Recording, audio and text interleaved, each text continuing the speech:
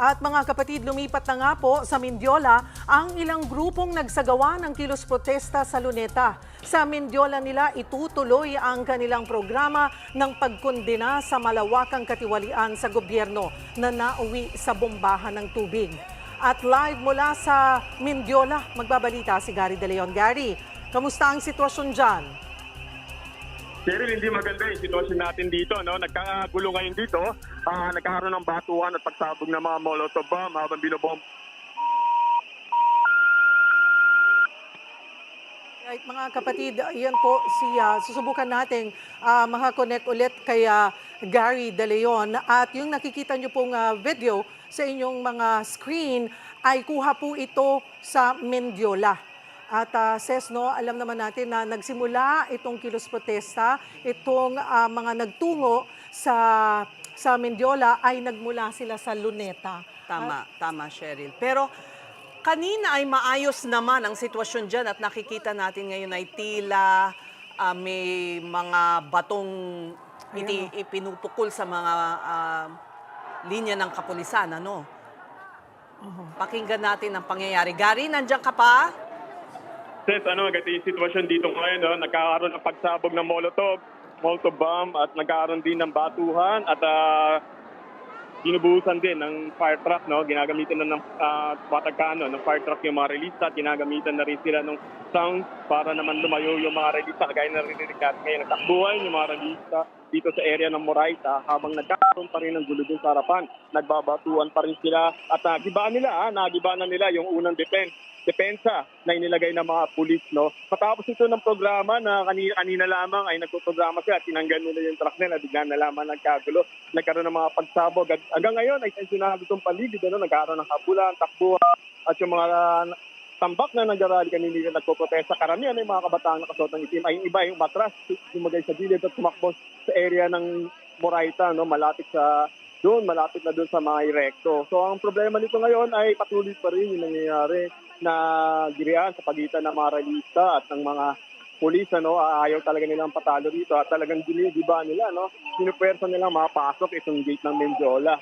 At sa ngayon ay medyo mas malaking persa kasi ng mga realista versus sa mga pulis. Kaya medyo tensionado yung paligid natin na nakikita ngayon dito at nagtatakbuhan yung mga tao. Lalo na yung mga kabataan, yung ibang mga bata pa na sumama dito sa rally ay baka rin madami kung nagkakaroon nga ng batuan at patuloy na pagsabog na naririnig natin sa mga ngayon, sir. Gary, nakikita natin na maximum tolerance ang isinasagawa ng pulis dyan. Hindi nila dinadampot ang mga nagtatapon ng bato sa kanilang mga hanay. Ito ba ay ang instruction ng mga otoridad dyan? Na walang huhulihin? Oo, tama kasi. Maximum tolerance. Pero sa sitwasyon ngayon, na nakikita natin, pero parang flamethrower. At ito, nakita ko yung pinaka-shield ng pulis, winawasak na ng mga realista, natangay na rin nila. Mukhang magkakaroon ng hulihan na rito at yan nagkakagulo na nga kasi dahil hindi na nila maawat at makontrol yung tensyon na nangyayari sa ngayon. Ngayon ay naghihintay tayo ng pagkilos ng mga anti-riot police na nasa harapan at yung augmentation team nila pero natiling wala. Kaya mas marami pa rin yung mga realista na sumusugod at nagbabantay dun sa mga anti-riot police sa harap ng Mendiola. Sir. Gary, diyan ka lang. Kasama natin dito sa ating panel si Yusek Claire Castro. Yusek, tama ba na lockdown na ang Malacanang dahil dito sa karahasan na nagaganap sa paligid ng grounds ng Malacanang Palace? Sa ngayon, wala pa ako natatanggap. Siguro mamaya-maya tatanungin ko. Kasi since nandito ako, hindi ko alam yung pinaka-latest na Malacanang. Pero with this, sabi nga natin, krimen na kasing ginagawa eh.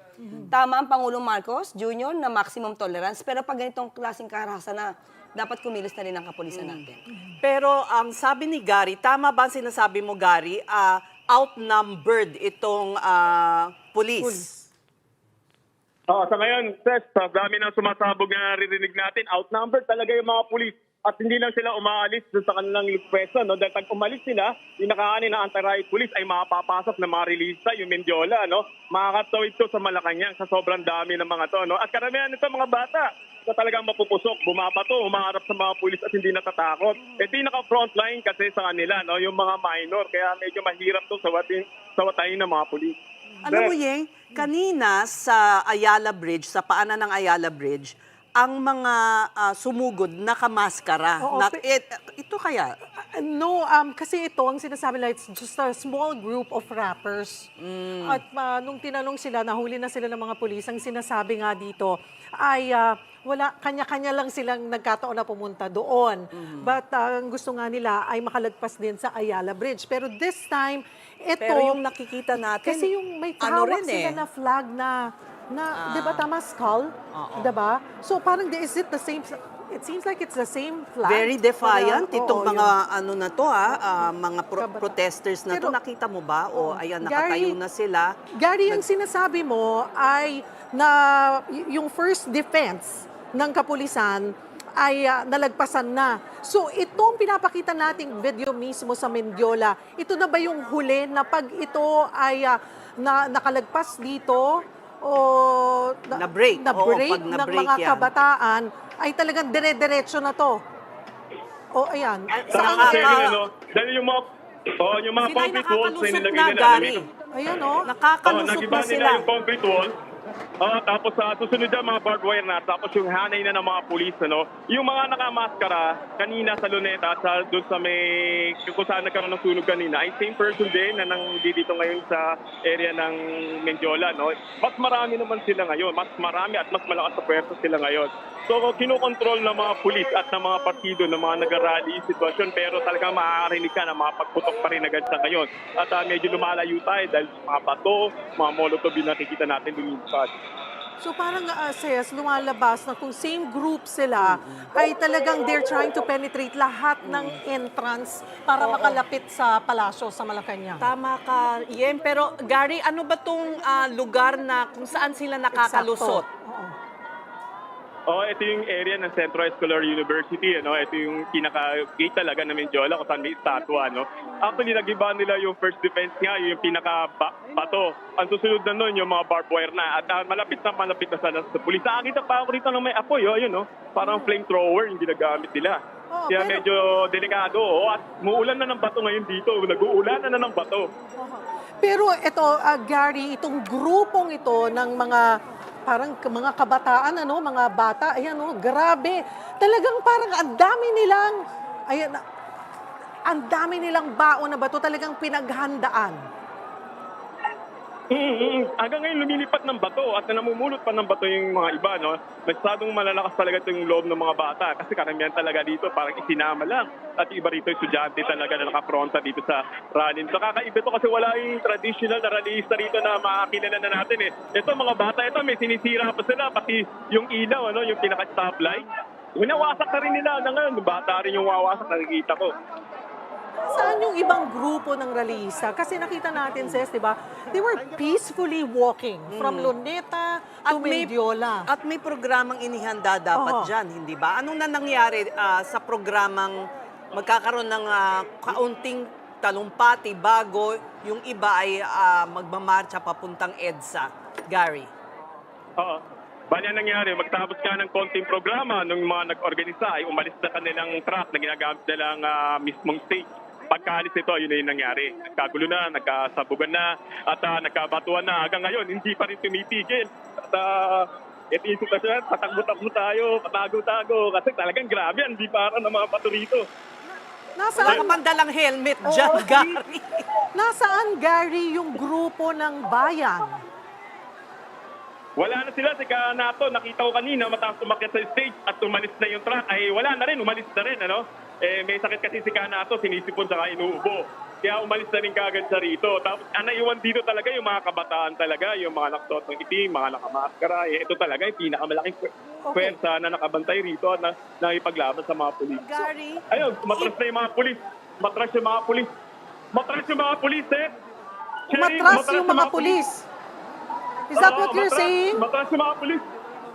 Yeah. Oo, matras yung mga pulis.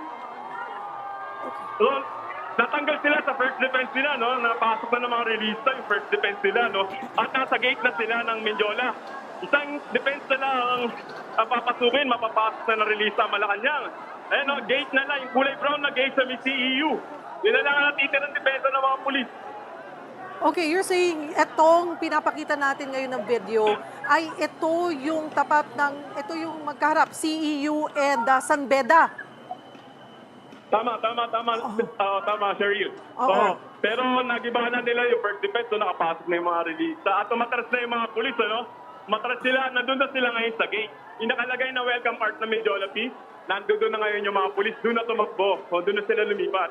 Wala bang augmentation force, Gary, ang mga pulis? Wala bang dumadating na suporta?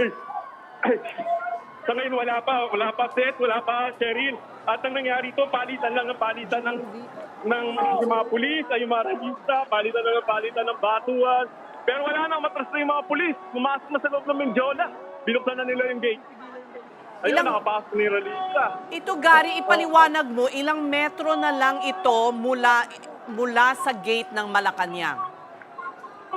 Medyo malayo pa kasi ito parang university area pa ito. So, they need to walk pa para makarating sa pinakadulo para maaabot na nila yung gate ng Malacanang. So, ito yung pinaka sa may area ng isang eskwela, yung sa eskwela, doon sa pinakadulong-dulo. Mga 200 to 300 meters pa ilalakarin nila para marating nila yung pinakadulo, gate ng Malacanang, yung pinakabakod. So, Ayan. so ito na, may paglusog na. Ginigibaray nila ang Yung ano, fence. ang Oo. fence. Ayan na, nakapasok May paglusog na. Okay, what you're seeing mga kapatid, yung nasa screen po natin ngayon ay live po ito na nangyayari ngayon sa Benjola. At Sinusunog nila yung pinaka-crane. Oo, sinunog na nila. At tuloy-tuloy na sila. Hindi na makakawat yung mga to. At katulad nga po ng sinabi kanina ni Gary, Ses, ay sinasabi niyang kitang outnumbered talaga itong mga kapulisan, itong force ng police dito sa may around Mendiola. Ayun, Yeng, yung Cheryl, yung flag na sinasabi mo kanina, na may bungo. Bungo, oo. So ito ay isang grupong hindi natin kilala, bago lang itong grupong ito. Gary, ano ba yung nakasulat sa kanilang mga t-shirt? Kasi yung mga iba ay merong salita ang kanilang mga t-shirt. Pagtatanong tayo sa isa naka-flag. Okay. Ano ibig sabihin niyan mga nakamaskara? Anong Okay. grupo kayo? Wala kayong grupo? Wala daw grupo Nagkita-kita lang dito at nagmaskara. Pero kung makikita natin Gary and Ses, may mga tinataas ang kamay. Hindi mo alam kung tama na, hinto nyo muna yung pambabato, yun ba ang ibig sabihin? Or naging successful sila sa May mga pag-penetrate sa binabatong Mendiola? knapsack Nakikita mo ba? May mga Yes. bag na parang inaabot. Ano kaya? Nakita ko nakubog nila yung mga gamit ng pulis. Yung uniforme, yung mga bag ng mga pulis. Yung gamit nila na nasa gilid ng isang nagsarado fast food na kutub ng mga ragisa, kinakalat nila ngayon dito sa gitna ng kalsada. Yun yung sitwasyon na ginagawa nila. Kaya parang may mga binabato-bato sila. Hindi nila pwedeng sabihin hindi sila organisado dahil lahat sila ay nagkumpul-kumpul dyan. Yes. Meron wearing silang black. flag. May mga batong, baon. May mask na pare-pareho, yung parang sa V. Oo. So, go ahead, Gary. May kausap ka ba dyan? Nakita na ako ng mga nakakita na ako ng mga dugo rito sa kalsada. Marami ng dugo. Hindi ko lang alam kung kanino ko sa release ng ito. Tinamaan o nasugatan. May umahalo na sa tubig basa yung dugo. So may So, mga maaaring may mga nasaktan sugatan na. na rito. Makikita natin na may mga may mga nasaktan sugatan na. na rito. So ngayon na-push back yung mga kapulisan. I don't know kung nakakalakad ka ba, tuloy pa rin ang pambabato. Nakikita mo pa ba yung mga kapulisan natin dyan? Nasa na silang area? Sila ay in retreat. Nagtatakbuhan na eh. Cheryl, sila ay umaatras. Oo. Ayun, gumagawa sila ng bagong nasa last barricade. defense na sila. Nasa last defense na sila doon sa pinaka-gate ng Mendiola. At habang umuulan pa rin ng bato, tuloy-tuloy pa rin. Tuluyan ng giniba na mga release yung kanilang barricade, including yung barbed wire, nagiba na nila. At sinusubukan nila ulit sunugin yung backhoe na nakapwesto rito, Kanina nagliyab na yan, namatay lang ngayon, sinusubok na naman nila buksan. Gary, At pinaka-last defense nila, wala. ano ang ginagamit nilang pangsunog? Ano ba yung daladala nitong mga kabataan na ito? Parang flamethrower siya Parang maliit na gas tank na tinatapatan ng lighter, tapos umaapoy. Yun yung ginagamit nila.